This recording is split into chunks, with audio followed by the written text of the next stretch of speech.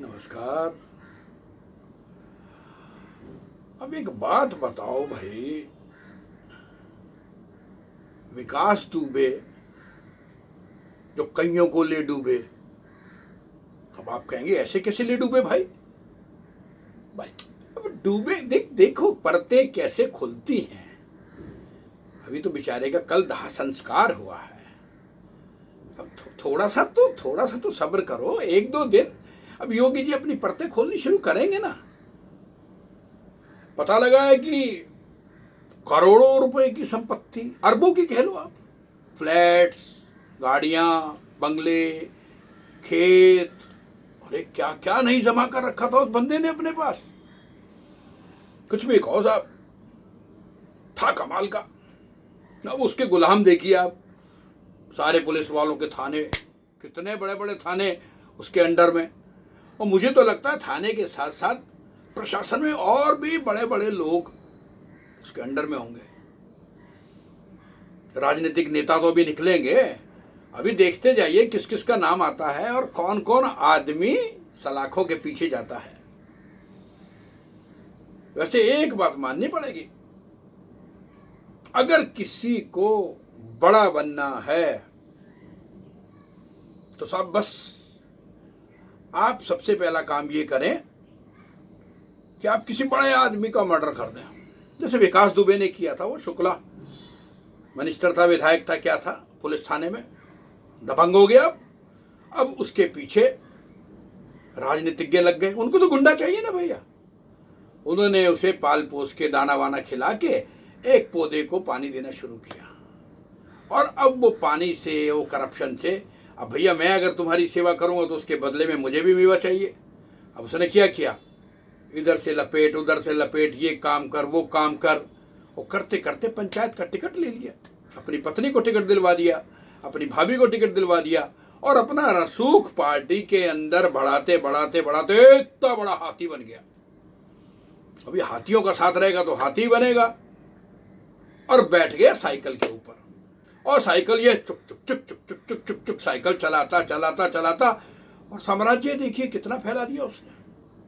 उसकी हिम्मत देखिए कि उसने पूरा का पूरा पुलिस प्रशासन खरीद रखा था। अब उस पुलिस प्रशासन के अंदर क्या एसएचओ, क्या इंस्पेक्टर, क्या सिपाही, क्या बड़े, अरे पता नहीं कितने आदमी थे जो उसने अपने अंडर में रख रखे थे।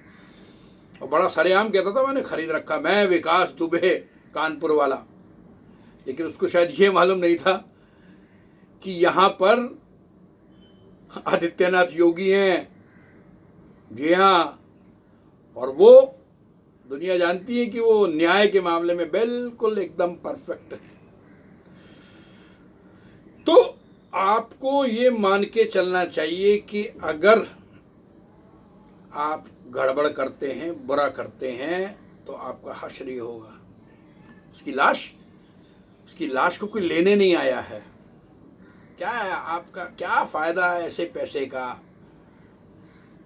और अभी सबसे बड़ी बात क्या है कि जितने लोग बोल रहे थे ना, अभी किसी की आवाज नहीं आएगी।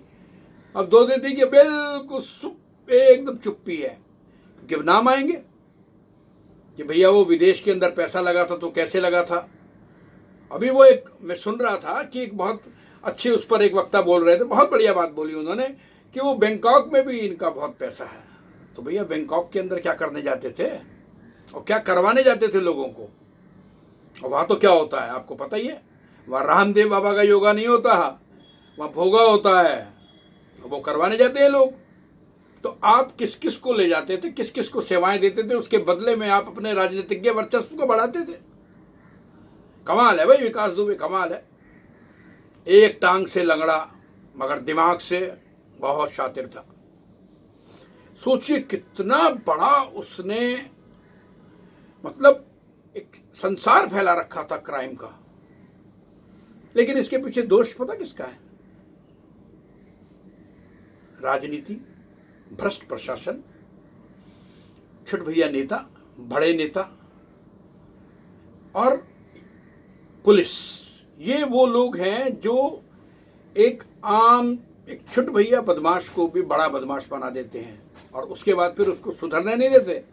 उसको कहते हैं तू बदमाश बन, और बदमाश बन के बदमाशी कर, हमारी सेवा कर। जिस दिन सेवा नहीं करेगा उस दिन मार दिया जाएगा। और विकास दुबे देखो ना आप अभी कैसे भागता रहा, कुत्ते की तरह भागता भागता भागता उज्जैन में पकड़ा गया, उज्जैन में पकड़ा गया। आप सोचिए, एक गार्ड ने थप्पड़ मारा, आप बनते क्या है अपने आप को, क्या हैसियत है आपकी, और कुत्ते की तरह आपको मार दिया गया। अरे वो एनकाउंटर में ही मरेंगे ना, जब आप किसी के ऊपर अटैक करेंगे। ये फर्जी है या नहीं है वो छोड़ दीजिए उस बात को, लेकिन एक मैसेज है कि बदमाशी मत करो। बदमाशी का हश्र विकास दुबे होता है। शराफत का जीवन जियो, अच्छे से जियो, शराफत से जियो, कभी कोई प्रॉब्लम्स नहीं आएगी। अगर आएगी भी तो परमात्मा उसको दूर कर देगा, कोई ना कोई रास्ता निकाल देगा।